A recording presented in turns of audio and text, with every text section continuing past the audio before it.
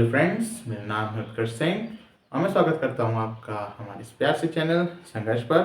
तो पिछले वीडियो में जो हमने क्वेश्चंस किए थे उसको थोड़ा सा हम लोग एक लेवल पे आगे बढ़ाते हैं। ठीक है, तो तैयार हो जाइए। चलिए, तो पिछले हमने क्या सीखा था मैं बता देता हूँ, थोड़ा सा आपको आइडिया दे देता हूँ। फिगर हमने पढ़ा था कि आप आपके पास दिखाई देता हूँ, जैसे आपके पास कुछ एक बेंजीन रिंग होती थी बढ़िया सी। ठीक है, यहाँ पे आपके पास जो लास्ट सवाल लास्ट वीडियो में था वो थोड़ा सा करा रहा हूँ। क्या लगा होता था NH2, यहाँ पे मैंने OH कराया था और फिर इसका आप रिडल क्राफ्ट्स वो करा रहे थे एसाइलेशन।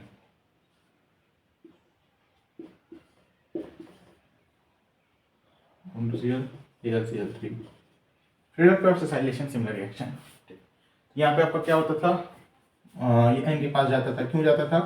क्योंकि N की इलेक्ट्रॉन देने की टेंडेंसी ऑक्सीजन से ज़्यादा है। आप ऐसे भी देख सकते हो कि इलेक्ट्रॉन देगा तो N पे प्लस आएगा और ऑक्सीजन देगा तो O पे प्लस आएगा। प्लस किस पे स्टेबल होता है? कम इलेक्ट्रोनेगेटिव वाले पे। तो ऑक्सीजन तो बहुत इलेक्ट्रोनेगेटिव होता है, क्लोरीन के पास सबसे ज़्यादा ऑक्सीजन होता है। इसलिए हम लोग यहाँ पे चुपचाप से एक काम करते हैं, NHC डबल बॉन्ड CH3 बनाया था और इसको ऐसे रन दिया था। फिलहाल अगर ये लिमिटेड अमाउंट में हो, बाई चांस ये एक्सेस में हो तो दोनों का हो जाएगा। अच्छा, एक तो ये रिएक्शन ये बनती है और इससे रिलेटेड क्वेश्चंस कैसे बनते हैं, जैसे मैं आपको एक काम कराता हूँ बढ़िया सा। चलिए, थोड़ा सा मैं इसको पूछ लूँ तो चलिए, तो सवाल था, मैं सवाल में दे रहा हूँ, आप इसे याद भी कर सकते हैं। जेई में बहुत बार पूछा जा चुका है और आगे भी बदल बदल के पूछा जा सकता है। तो जैसे मैं यहाँ पे NH2 करता हूँ और आपसे मैं कहता हूँ Br2H2, प्रोडक्ट क्या होगा? एक टेस्ट समझ लीजिए, टेस्ट ले लें। तो ट्राई करिए इस सवाल को, नहीं आता तो मैं बता देता हूँ। ठीक है, और एक ऐसे ही यहाँ पे मैं ये भी करा देता हूँ। इसमें अगर Br2H2 करें तो क्या होगा? ठीक है, ट्राई करिए। तो ट्राई कर लिया होगा मेरे ख्याल से। तो मैं बता देता हूँ, Br2H2 अगर आप लेते हो तो यहाँ पे चुपचाप से आपके पास एक तो NH2 लगा ही हुआ है, एक Br इधर आ जाएगा, एक Br इधर आ जाएगा, एक Br इधर आ जाएगा। ऐसा क्यों होता है? इसका कारण ये होता है कि आपका जो NH2 ग्रुप है ये बहुत ही अच्छा एक्टिवेटिंग ग्रुप होता है, बहुत अच्छा एक्टिवेटिंग ग्रुप होता है। तो जो सब्स्टिट्यूशन होता है इलेक्ट्रोफिलिक का वो तीनों जगह पे हो जाता है, ऑर्थो पैरा पे। और सेम केस यहाँ पे बनेगा। यहाँ पे अगर H2 ले लो तो चुपचाप से OH का भी वही हाल है, वह बढ़िया एक्टिवेटर है। यहाँ पे ब्रोमीन लग जाएगा, यहाँ पे ब्रोमीन लग जाएगा, यहाँ पे ब्रोमीन लग जाएगा। ठीक, अच्छा, एक सवाल ऐसे बनता है, आ चुका है जी में। अब थोड़ा सा वैरायटी लेते हैं, इसी सवाल में आगे बढ़ाते हैं। जैसे यहाँ रख मैं दे रहा हूँ,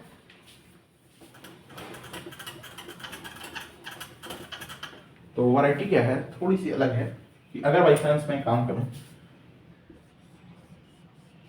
अब रिएक्शन पकड़िएगा थोड़ी सी ध्यान से।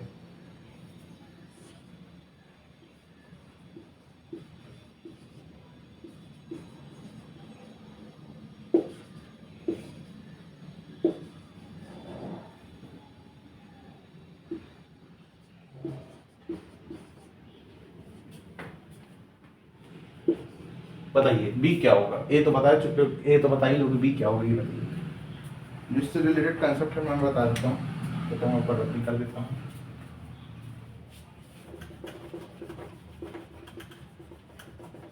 तो कर लिया होगा आप लोगों ने। ठीक है, तो चलिए मेरी बारी। अब देखो होता क्या है यहाँ पे कि सबसे पहला वाला रिएक्शन तो आपको अभी मैंने बताया कि यहाँ पे NHC डबल बॉन्ड CH3 आ जाता है। अब दूसरी रिएक्शन आप Br2 से करा रहे हो, तो देखो हम इसका इस्तेमाल इसलिए करते हैं, ये जो कंपाउंड बेसिकली बना है इसका इस्तेमाल क्या होता है। अब ब्रोमिनेशन कराओगे तो डिफरेंस क्या आएगा? पहले कराते तो ये चीज बन जाती। अब क्या होता है, इससे हम लोगों ने इसकी एक्टिवेटिंग पावर को कम कर दिया है। एक्टिवेटिंग पावर को कैसे कर दिया? देखिए, ये जो आपका C डबल बॉन्ड O है ये इलेक्ट्रॉन इस तरफ खींचेगा, नहीं तो इलेक्ट्रॉन दिए जा रहा था रिंग में, लेकिन ये खींच लेगा, इसलिए एक्टिवेटिंग पावर कम हो गई है। एक्टिवेटिंग पावर कम हो गई तो अब रिंग उतनी ज्यादा इलेक्ट्रोफिलिक वो नहीं रह गई है कि इलेक्ट्रोफाइल को तुरंत तीनों जगह लगा दे। तो आपका कहाँ लगेगा इलेक्ट्रोफाइल? इलेक्ट्रोफाइल आपका पैरा पे लगता है, मतलब जो ब्रोमीन आगे लगा ओके पैरा पे। क्यों?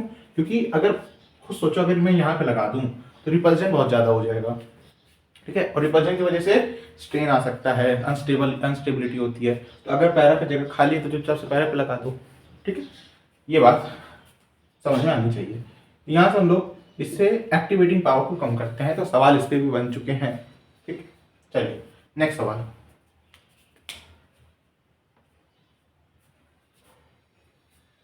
अच्छा, थोड़ा सा मैं एक और बता देता हूँ, ये बात आप ध्यान से एक सवाल और दे देता हूँ, थोड़ा सा थ्योरेटिकल नहीं है, दिखाता हूँ। जो पिछली वीडियो में पढ़ा है उससे थोड़ा एक रिलेटेड कंसेप्ट पे सवाल है। सवाल क्या है, जैसे आपके पास मैंने थोड़े कंपाउंड्स बना देता हूँ छोटे छोटे,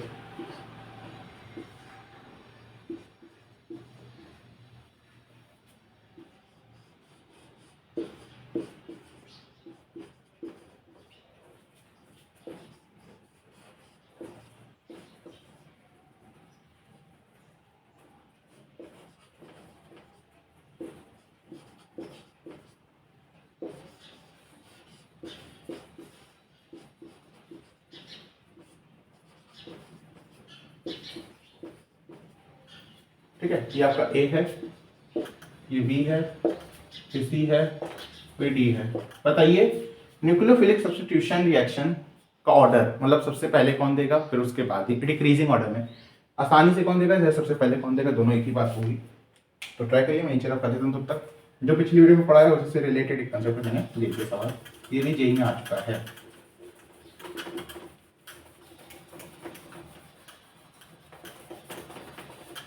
चलिए तो चलिए, आई होप बहुत बेसिक सा कंसेप्ट है कि भाई NO2 देखो बताया भी हुआ था कि क्लोरीन वैसे बेंजीन के डबल बॉन्ड करेक्टर रेजोनेंस होगा तो ऐसे हटाना मुश्किल होता है। तो हम लोग क्या करते हैं, न्यूक्लियोफिलिक सब्स्टिट्यूशन के लिए हम लोग यहाँ पे इलेक्ट्रॉन की कमी करते हैं। कैसे करते हैं, कोई एक इलेक्ट्रॉन विड्रॉइंग ग्रुप लगा देते हैं। तो इलेक्ट्रॉन विड्रॉइंग ग्रुप्स लगा रखे हैं, पहले कौन देगा ये आपको बताना है, मतलब पहले क्या एक डिक्रीजिंग ऑर्डर में बताना है, स्टार्टिंग विद जो आसानी से दे दे। सबसे ऑफ कोर्स इसके ऑर्थो ऑर्थो पैरा, और ये NO2 group ortho para director होता है ना। तो ऑफ कोर्स ये जीतेगा, सबसे पहले डी आएगा, डी बहुत आसानी से दे देगा। मतलब ये इलेक्ट्रॉन कितनी कमी हो जाएगी यहाँ पे सोचिए कि बहुत आराम से हो जाएगा रिप्लेसमेंट Cl माइनस का, जो भी आपका न्यूक्लियोफाइल आएगा। इसके बाद आपका सी आएगा, एक ऑर्थो एक पैरा। अब ए बी में बताइए, अब जैसे कि मैंने बताया ऑर्थो पैरा होता है, ये मेटा पे लगा है तो इलेक्ट्रॉन की कमी अपने रेजोनेंस वाले इफेक्ट से नहीं कर पाएगा, इंडक्टिव इफेक्ट से भले कर ले थोड़ा सा कर पाएगा। इंडक्टिव इफेक्ट एक वीक इफेक्ट होता है। तो यहाँ पे ए जीतेगा और फिर यहाँ पे बी आएगा, ठीक है। चलिए एक सवाल और मैं दे देता हूँ, एक सवाल और।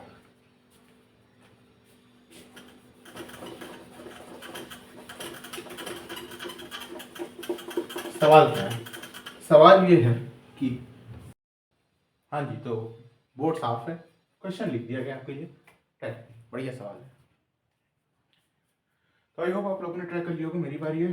तो SOCl2 थाइनाइल क्लोराइड, इसका काम क्या होता है, थोड़ा सा काम समझ लीजिए इसका। जैसे आपके पास कभी भी थोड़ा गीला है, नीचे देखते हैं, हाँ जी COOH है, और इसके सामने देख लीजिए, लिख लीजिएगा अपने पास PCl5 आप ला रहे हो या SOCl2 ला रहे हो, ठीक है, दोनों चीज़ें ला रहे हो, तो क्या काम करता है COCl बना देता है, यानी कि ये वाला ग्रुप OH हट जाता है और क्लोरीन आके लग जाता है। बात समझ में आई? ये चीज़ आपको समझ में आनी चाहिए, बहुत ज़रूरी है। चलिए यहाँ मैं रख देता हूँ।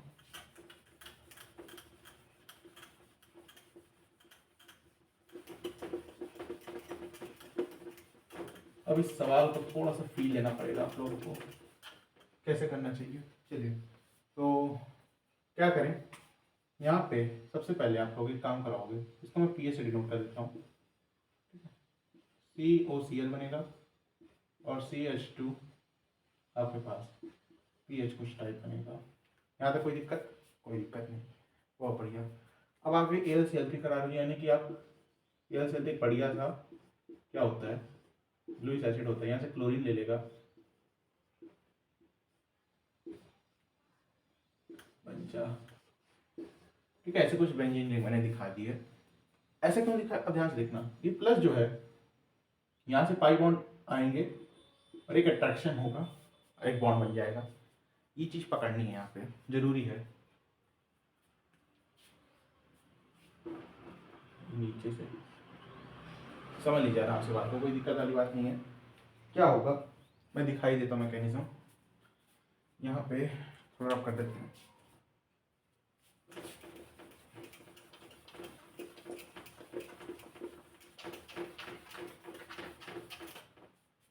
चलिए, तो मैकेनिज्म क्या है कि यहाँ पे ध्यान से देखना, सिर्फ इतना पार्ट दिखा रहा हूँ, यहाँ पे प्लस है, तो ये क्या होगा, पाई बॉन्ड टूटेगा, ये जब पाई बॉन्ड टूटेगा तो यहाँ पे एक बॉन्ड दे देगा, जिससे प्लस चला जाएगा इसका। अभी अगर प्लस चला जाएगा इसका, ध्यान से देखना, ये सी है, एक पाई बॉन्ड, एक बॉन्ड बना, इससे दिक्कत क्या हुई, एरोमेटिसिटी डिस्टर्ब हो गई। तो एरोमेटिसिटी को रिगेन करने के लिए जो आपका यहाँ पे एक H लगा था, H इलेक्ट्रॉन वापस दे देगा और H चला जाएगा H प्लस की फॉर्म में। ये बात समझ में आई, तो ऐसा कुछ बन जाएगा। तो दिखा दिया, अगर किसी के मन में डाउट हो कि बॉन्ड कैसे बन गया सीधा सीधा, तो वो भी दिखा दिया गया है। अब दिखाते हैं कि हुआ क्या पूरा, यानी कि आपके पास एक ऐसा था, ये बेंजीन ये वाली, C डबल बॉन्ड हो ये वाला, यहाँ से CH2 ये वाला, ऐसा कुछ बन गया। 1 2 3 4 5 6 6 मेंबर की रिंग बन गई, बहुत बढ़िया। तो आखिरी स्टेप आपको पता होना चाहिए कौन सी रिएक्शन होती है, ये होता है आपका क्लीमेंसन रिडक्शन। क्लीमेंसन रिडक्शन में कुछ नहीं होगा, बस आपके यहाँ पे डबल बॉन्ड O हट जाएगा, ठीक है, और ये आपका फाइनल आंसर होगा। हाँ जी, तो बोर्ड आपके लिए साफ कर दिया गया। चलिए अगले सवाल में बढ़ते हैं।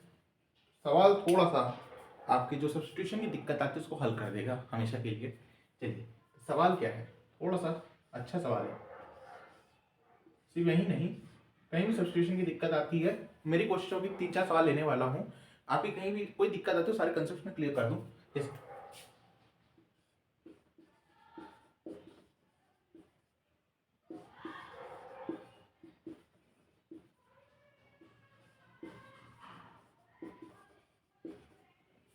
एक आपको कंपाउंड दे रखा है, ठीक है। अभी सवाल से हम लोग क्या सीख सकते हैं, अभी पता चल जाएगा। आपने ए बनाया, ए के साथ आपने क्या किया, ए के साथ आपने बी बनाया। बताइए बी का स्ट्रक्चर कैसा होगा। बहुत बढ़िया सवाल, आराम से बिल्कुल पेशेंस के साथ ट्राई करिए, बहुत बढ़िया सवाल है। पहले आपने ऐसा कुछ करा, अरे मेन चीज तो लिखते हैं, ठीक है, ये कराया, फिर उस ए का आपने ZnHg ओवर HCl कराया, क्या बनेगा हमारा बी, ये आपको कमेंट करना है। तो देखो सबसे पहली चीज तो कर लो पहले, हो गया मेरी बात। चलिए सबसे पहले तो यहाँ लोग समझ गए होंगे कि AlCl3 लेने का मतलब है यहाँ पे एक ऐसा कुछ न्यूट्रोफाइल इलेक्ट्रोफाइल बनाना, ठीक है। तो अब इलेक्ट्रोफाइल अटैक करेगा, बहुत बढ़िया, इलेक्ट्रोफाइल अटैक करेगा, ठीक है। तो कहाँ अटैक करेगा, ये मेन पॉइंट है सवाल का। देखिए आपके पास 3 जगह है, 1 2 3, इसको मैं पोजीशन 1 नाम दे देता हूँ, इसको मैं पोजीशन 2 नाम दे देता हूँ, इसको मैं पोजीशन 3 नाम दे देता हूँ। 3 जगह है, इन तीनों जगहों में कहीं ना कहीं एक अटैक होगा। कहाँ पे अटैक होगा ये हमको बताना है, और बिल्कुल लॉजिकल बात बताऊंगा, समझ के आराम से, कोई जल्दबाजी नहीं, ठीक है। इन तीनों जगह पे कहीं अटैक होगा। अच्छा तो क्लीमेंसन रिडक्शन है, इस डबल बॉन्डों को हटा देगा, सीधी सी बात है, तो वो तो बात दिक्कत नहीं है। दिक्कत ये है कि ए कैसे बनेगा, यहाँ पे यहाँ पे यहाँ पे, तो क्या आइडिया है, चले तो मैं एक एक जगह को आराम से दिखाता हूँ एनालाइज करा के। जैसे अगर मैं 1 पोजीशन पे कराता हूँ, यहाँ पे मैं 1 पोजीशन पे बात करने वाला हूँ, ठीक है। 1 पोजीशन पे क्या हो रहा है, मतलब क्या क्या इफेक्ट्स लग रहे हैं, आराम से देखिएगा। देखिए एक ये लगा हुआ ग्रुप, ये लगा हुआ है, ये लगा हुआ है, इसके रिस्पेक्ट में ये ऑर्थो है, इसके रिस्पेक्ट में ये मेटा है, इसके रिस्पेक्ट में ये ऑर्थो है। अच्छा इनका हाइपर कंजुगेशन लगता है, ये बात आप जानते हो, इनका हाइपर कंजुगेशन लगता है। एक तो इंडक्टिव लगता है इन ग्रुप्स का प्लस आई, और एक हाइपर कंजुगेशन लगता है। हाइपर कंजुगेशन आपका ऑर्थो पैरा डायरेक्टिंग होता है, नहीं पता हो नोट कर लीजिए। हाइपर कंजुगेशन जैसा आपका प्लस एम होता है रेजोनेंस वाला, वैसे ये भी आपका हाइपर कंजुगेशन आपका ऑर्थो और पैरा डायरेक्टिंग होता है। इससे फायदा क्या होता है, मेरा फायदा क्या होता है, मतलब आप बना के देखेंगे, रेजोनेटिंग स्ट्रक्चर्स बनाते हो तो ऑर्थो पैरा पे आता है ना चार्ज, वैसे ये भी ऑर्थो पैरा डायरेक्टिंग होते हैं, मेटा डायरेक्टिंग नहीं होते हैं। मेटा पे इंडक्टिव इफेक्ट लगता है। तो अगर इस वन पोजीशन पे हम देखें तो क्या क्या इफेक्ट्स लग रहे हैं, ध्यान से देखिएगा। इसकी वजह से ऑर्थो, मैं लिख लेता हूँ ऑर्थो भाई, इसकी वजह से ऑर्थो पे, इसकी वजह से भी ऑर्थो पे, और इसकी वजह से मेटा पे है। हाइपर कंजुगेशन के इफेक्ट्स में लिख रहा हूँ, मतलब क्या क्या पोजीशन बन रही है। दो ऑर्थो, दो के लिए ऑर्थो है, एक के लिए मेटा है। चलिए टू पे बात करते हैं, कोई जल्दबाजी नहीं, आराम से। टू ये रहा, टू के लिए बताइए, एक के लिए ऑर्थो है, एक के लिए पैरा है, एक के लिए मेटा है। चलो टू भी हो गया। थर्ड की बात करते हैं, एक के लिए ऑर्थो है और दो के लिए मेटा है। मैंने तीनों केसेस लिख दिए तीन पोजीशंस पे। क्या बात समझ में आई? यहाँ तक कोई जल्दबाजी नहीं, देख लीजिए। मेरी वीडियो सही आ रही है?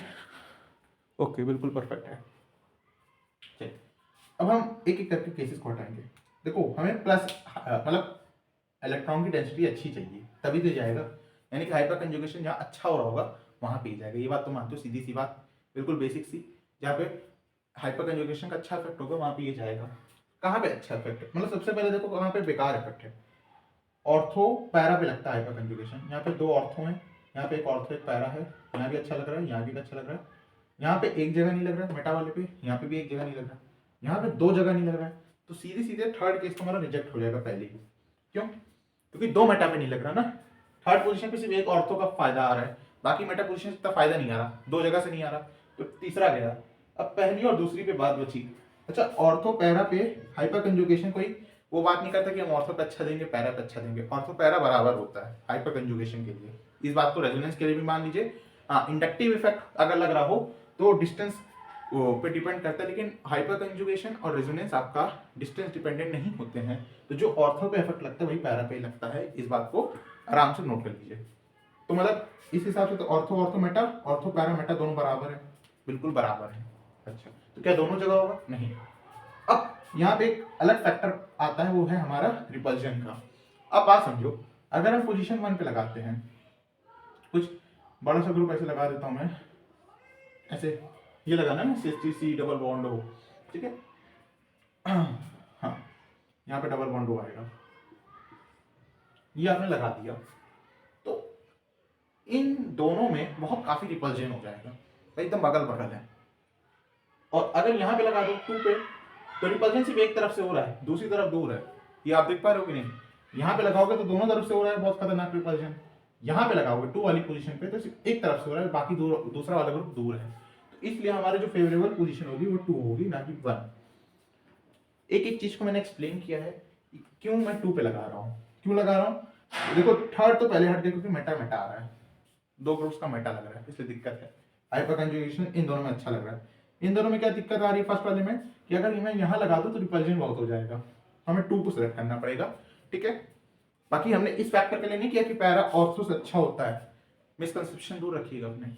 रिपल्जन की वजह से हमको पैरा पे रखना पड़ रहा है, और ज्यादातर जितने भी प्रोडक्ट्स आप पैरा पे बनाते हो मेजर इसलिए बनते हैं क्योंकि वहाँ पे रिपल्जन कम होता है, ठीक है। तो आपका कुछ आंसर ऐसे बनेगा कि यहाँ पे डबल बॉन्ड आएगा, और आखिरी में जब आप क्लीमेंसन रिडक्शन कराओगे तो ये हट जाएगा आपका, आपका ये आंसर बन जाएगा।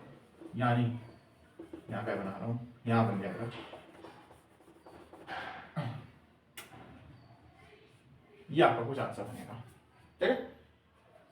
चलिए, अगर आप मान रहे हो कि आपके कंसेप्ट अच्छे हो गए तो एक सवाल और देखिए।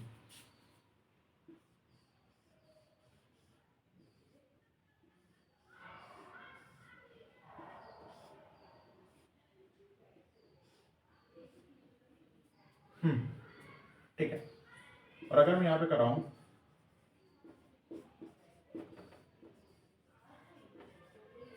इस पोजीशन को मैं ए नाम दे देता हूँ, इस पोजीशन को मैं बी नाम दे देता हूँ, इस पोजीशन को मैं सी नाम दे देता हूँ। बताइए, पहली बात तो ये रिएजेंट क्या होता है? लुईस एसिड होता है, जैसे AlCl3 होता है वैसे FeBr3 होता है, पता होना चाहिए। ये क्या करता है? कैटायन जनरेट होता है, यहाँ पे ब्रोमोनियम आयन आएगा Br+, ठीक है। तो Br+ आके अटैक करेगा। तो 3 पोजीशंस हैं A B C, किस पोजीशन पे अटैक होगा आपको बताना है। आपने सारे इफेक्ट सोच के रखिए क्या क्या लगा सकते हैं। फिलहाल तो हाइपर कंजुगेशन ही, क्योंकि कुछ ऐसे रेजोनेंस वाली चीज़ हमने इस्तेमाल नहीं करी है जिससे रेजोनेंस हो जाए, है ना। तो हाइपर कंजुगेशन और इंडक्टिव इफेक्ट सोचिए आराम से। वैसे इंडक्टिव इफेक्ट हाइपर कंजुगेशन के हिसाब से बहुत वीक एफर्ट पड़ता है, इसलिए इंडक्टिव इफेक्ट हम लोग कंसिडर ही नहीं करते हाइपर कंजुगेशन तक। अगर कोई अल्काइल ग्रुप लगाए तो हाइपर कंजुगेशन पे आ जाती सीधा, ठीक है। बाकी अगर हाइपर कंजुगेशन भी ना हो रहा हो तो इंडक्टिव इफेक्ट पे आते। अब हाइपर कंजुगेशन नहीं हो सकता, ऐसा कैसे हो सकता है, इस सवाल से सीख जाएंगे वो चीज़ आप। हाइपर कंजुगेशन हो रहा है, हर जगह से हो रहा है क्या, देखना पड़ेगा आपको। तो आई होप आप लोगों ने ट्राई कर लिया होगा। मेरी बारी। तो ए पोजीशन, बी पोजीशन, सी पोजीशन। तो अभी सवाल को करेंगे कैसे, देखिए आप कह रहे हो दो इफेक्ट्स यहाँ पे दिख रहे हैं, एक इंडक्टिव एक हाइपर कंजुगेशन। क्या हाइपर कंजुगेशन हर जगह से दिख रहा है, इस बात को कंफर्म कर लीजिए। हाइपर कंजुगेशन क्या होता है, अगर आपने हाइपर कंजुगेशन नहीं देखा तो यूट्यूब पे देख लीजिएगा या अपने सर मैम से जिससे पूछ लीजिएगा। हाइपर कंजुगेशन आपका अल्फा एच की वजह से होता है। अब अल्फा एच क्या होता है, बगल वाले कार्बन पे चुपचाप से हाइड्रोजन। अभी मैं ज़्यादा डेप्थ में नहीं जा रहा हूँ, एक पॉइंट टू पॉइंट बात कर रहा हूँ। अल्फा एच बगल वाले कार्बन पर हाइड्रोजन, यहाँ पे हर जगह से हाइपर कंजुगेशन बराबर होगा था, दो दो दो बगल वाले पे, उसके बगल वाले पे मत चले जाइएगा। जैसे अगर आप एक अल्कीन की स्टेबिलिटी देखते हो तो कैसे देखते हो, अब वो मत बोलना कि घिरी हुई अल्कीन ज्यादा स्टेबल होती है, वो तो एक वो स्टेटमेंट दिया जाता है। असल रीजन क्या होता है, आपका हाइपर कंजुगेशन होता है ना, तो इसके बगल वाले कार्बन पे, इसके बगल वाले कार्बन पे, इसके बगल वाले कार्बन पे, इसके बगल वाले कार्बन पे जितने हाइड्रोजन होते हैं, जितने ज्यादा अल्फा हाइड्रोजन उतनी ज्यादा स्टेबिलिटी। वही चीज हम लोग यहाँ पे देखते हैं। जैसे अगर मैं बात करूं इस कार्बन पे कितने हाइड्रोजन है, देखो इस बेंजीन रिंग से लगे हुए कार्बन पे कि बगल वाले कार्बन पे दो हाइड्रोजन है, साफ साफ देख पा रहे हो, है ना? यहाँ से हाइपर कंजुगेशन होगा, मैं यहाँ पे टिक मार देता हूँ। हाइपर कंजुगेशन कहाँ से होगा, अच्छा क्या इस जगह से होगा, इस पर हाइड्रोजन है नहीं, तो इस जगह से हाइपर कंजुगेशन हो ही नहीं रहा है। अच्छा क्यों, क्योंकि जो बेंजीन से लगा हुआ कार्बन है उस पर हाइड्रोजन है ही नहीं, यहाँ पे सब पे दो दो हाइड्रोजन था, ठीक है। आओ तीसरी बात, यहाँ पे हो रहा है, यहाँ पे भी हाइड्रोजन नहीं है, देख लो एक 3 मिथाइल ग्रुप्स लगे, हाइड्रोजन है ही नहीं, तो हाइपर कंजुगेशन हो कहाँ से रहा है, एक ही जगह से तो हो रहा है, इस वाली जगह से, यानी कि हाइपर कंजुगेशन का इफेक्ट यहाँ से लग रहा है। अब हाइपर कंजुगेशन होता है तो कहाँ जाता है, दो चीजें, हाइपर कंजुगेशन ऑर्थो होता है या पैरा होता है ना। अच्छा अगर पैरा पे कुछ हो तो जबरदस्ती उसको ऑर्थो पे ही आना पड़ेगा, जैसे इसके पैरा पे कुछ है और पैरा पे तो नहीं जा सकता, आपका पैरा भी कैंसिल हो गया, सॉरी, तो ऑर्थो पे जा सकता है, ठीक है। अब ऑर्थो पे कहां पे जा सकता है, इसकी ऑर्थो भी ब्लॉक है एक तरफ से, लेकिन दूसरी वाली ऑर्थो खाली है।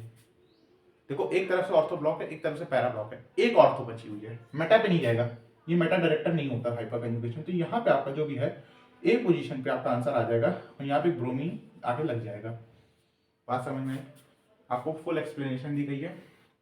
यहाँ पे हाइपर कंजुगेशन कैसे देखा जाता है, कोई भी चीज तुरंत लगी हो, हाइपर कंजुगेशन हर जगह से नहीं होता। यहाँ पे हो रहा था, देखो यहाँ पे नहीं हो रहा है क्योंकि इसके लगे हुए कार्बन पे अल्फा हाइड्रोजन नहीं है, एच नहीं है, सीधे बोल लो। इससे जो लगा हुआ कार्बन उस पर एच नहीं है, लेकिन इससे लगे हुए कार्बन पे दो एच हैं, इसलिए इस वाले ग्रुप से हाइपर कंजुगेशन हो रहा है।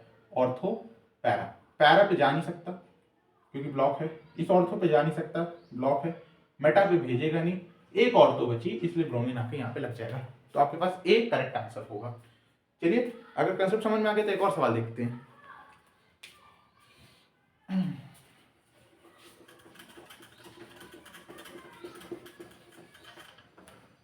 Last question for the day. तो कंसेप्ट क्या कहता है हमारा, ध्यान से देखिएगा।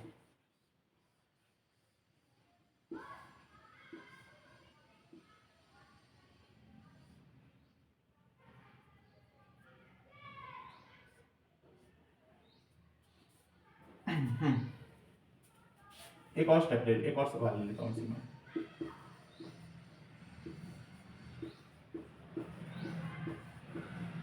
बताइए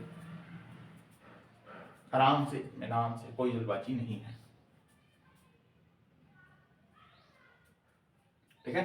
चले मेरी बारी। तो मतलब दो दो प्रोडक्ट्स आपको बताने, दो बनेंगे, एक रिएक्शन ये जा रही है, एक रिएक्शन ये जा रही है। तो पहले इस पर बात कर लेते हैं। ये अपना पुराना दोस्त है, कर चुके होंगे, मैंने अपनी पिछली वीडियोस बनाई तभी बताया है। स्टार्टिंग में जब मैंने वीडियोस बनाई थी तो ऑर्गेनिक केमिस्ट्री पर ही बनाई थी। तो Cl2H क्या करता है, Cl2H आपका एक फ्री रेडिकल जनरेटर होता है। तो फ्री रेडिकल कहाँ कहाँ बन सकता है, एक इस पोजीशन पे 1 डिग्री, एक इस पोजीशन पे ये भी 1 डिग्री और एक इस पोजीशन पे। ऑफ कोर्स फ्री रेडिकल की स्टेबिलिटी अगर आप जीओसी पढ़े होगे तो 3 degree greater than 2 degree greater than 1 degree होता है, क्योंकि रेडिकल एक इलेक्ट्रॉन डिफिशिएंट स्पीशीज होता है, तो जहाँ से इलेक्ट्रॉन ज़्यादा मिल जाए 3 डिग्री वाला इलेक्ट्रॉन ज़्यादा मिल जाता है। तो यहाँ से अगर मैं इस प्रोडक्ट की बात करूँ तो चुपचाप से कुछ ऐसा बन जाएगा, ध्यान से देखना। यहाँ पे आके क्लोरीन लग जाएगा, यहाँ से H एक्सट्रैक्शन होगा, फिर रेडिकल बनेगा, स्टेबल है, बेंजाइलिक रेडिकल है। यहाँ पे भी अच्छा देखो, यहाँ पे भी बनता है, यहाँ पे भी बनता है, तो बेंजाइलिक बनता है, लेकिन यहाँ पे फायदा क्या है, 3 डिग्री भी बन रहा है, तो 3 डिग्री इससे एडवांटेज यहाँ पे ज़्यादा है, इसी हिसाब से यहाँ पे बन जाएगा। तो ये एक प्रोडक्ट आपका सही होगा। दूसरा प्रोडक्ट आपको बनाना है AlCl3। अब ऑफकोर्स ये आपको कौन सा देगा, क्लोरोनियम आयन देगा। अब क्लोरोनियम आयन इस पोजीशन, ये जो बेंजीन रिंग है यहाँ पे कहाँ जाएगा, आपके पास 1 2 3 4, मतलब 2 तो सिमिलर ही है, तो कहाँ कहाँ जाएगा अब ये बताइए भाई। ये सिमिलर है, ये सिमिलर है, तो कोई भी या तो इस साइड का तो बता दीजिए या तो इस साइड का बता दीजिए, कोई फायदा, मतलब बात सेम होगी। तो आई होप बता दिया होगा। अब प्लीज प्लीज प्लीज यहाँ पे ये बल्कीनेस ग्रुप देख के ये मत सोचना कि प्लस आई बहुत ज्यादा लग रहा है, कंसेप्ट वापस से वो वाला अच्छा कर रहा हूँ, यहाँ पे प्लस आई ज्यादा लग रहा है तो यहाँ पे इलेक्ट्रॉन डेंसिटी ज्यादा होगी और यहाँ पे क्लोरीन को रख देना, ये गलत हो जाएगा आपका। क्यों? इंडक्टिव इफेक्ट बाद में देखा जाता है, बार बार अपनी हैबिट बना लीजिए। सबसे पहले रेजोनेंस, डांसिंग रेजोनेंस, एरोमेटिसिटी, मतलब स्टेबिलिटी के लिए हम बात कर रहे हैं। डांसिंग वाला एक रेजोनेंस है जो बताया हुआ है मैंने, और फिर उसका एरोमेटिसिटी देखिए, ये सब धीमे धीमे सीक्वेंस होता है। हाइपर बैक बॉन्डिंग देखिए, रेजोनेंस देखिए, हाइपर कंजुगेशन देखिए, इंडक्टिव इफेक्ट सबसे बाद में आता है। तो अच्छा, इसका हाइपर कंजुगेशन मतलब आप इससे कम बोलना चाह रहे हो, क्यों? अब देखो इससे लगे हुए कार्बन पे कितने हाइड्रोजन है, 1 2 3, 3 अल्फा हाइड्रोजन। इससे लगे हुए कार्बन पे कितने हाइड्रोजन है, सिर्फ 1। Hyper conjugation is proportional to directly proportional to alpha H, alpha hydrogen. किसके पास अल्फा H ज्यादा है, इसके पास। हाइपर कंजुगेशन किसका अच्छा लग रहा होगा, इसका, यानी कि इसका पैरा तो ब्लॉक है, मतलब पैरा पोजीशन पे तो ग्रुप लगा है, या तो क्लोरीन आएगा नहीं, या तो ऑर्थो ही जाएगा, क्योंकि मेटा पे तो जाएगा नहीं। और इसकी वजह से ऑर्थो ये वाली है, मेटा ये वाली है, इसकी वजह से यहाँ पे आएगा, इसकी वजह से यहाँ पे आएगा। अब ये डिसाइड करेगा हाइपर कंजुगेशन किसका अच्छा लग रहा है, तो हाइपर कंजुगेशन आपके ऊपर वाले का अच्छा लग रहा है, तो आपका ये जो प्रोडक्ट बनेगा कुछ ऐसा बनेगा, यहाँ पे क्लोरीन, ठीक है, ये आंसर होगा, करेक्ट आंसर। प्लीज ये बल्कीनेस ग्रुप देख के ये मैं समझे। हाँ, इंडक्टिव इफेक्ट इसका ज्यादा है, इंडक्टिव इफेक्ट इसका ज्यादा है, लेकिन खेल आपका हाइपर कंजुगेशन पहले खेलता है। तो इस सवालों से आपके कंसेप्ट आई होप काफी अच्छे हुए होंगे। एक एक चीज का मैंने पूरा पॉसिबल रीजन दिया है, कोई भी एक्सेप्शन वाला केस नहीं छोड़ा कि एक्सेप्शन, अच्छा इस केस में एक्सेप्शन होता है। एक एक केस मैंने ऑर्थो पैरामेटा एक चीज दिखाई है कि बिल्कुल डेप्थ में आप जाके सोचो अल्फा हाइड्रोजन क्या होता है, हाइपर कंजुगेशन कैसे होता है। आई होप इन क्वेश्चन आपने कुछ सीखा होगा। तो क्वेश्चंस को ट्राई करते रहिए, खेलते रहिए, हंसते रहिए, पढ़ते रहिए। ओम साई राम।